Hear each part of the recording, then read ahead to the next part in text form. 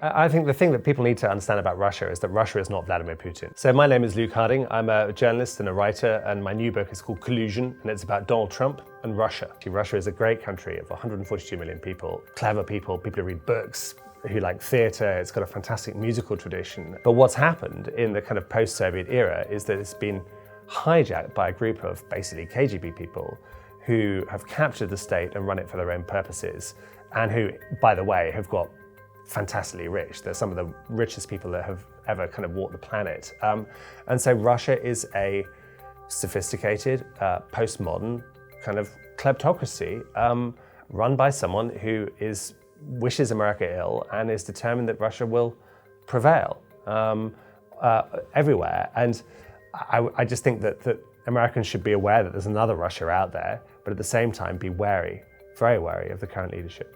So my previous book before Collusion was called A Very Expensive Poison, and it was about a Russian dissident called Alexander Litvinenko, who was famously murdered in 2006 with a radioactive cup of tea poured by two assassins sent by the Kremlin to kill him. He was a vehement critic about Vladimir Putin. He was very rude about him, and his reward was this really horrible, lingering public death. That case was properly investigated by the British authorities, who concluded that Putin had probably approved the operation.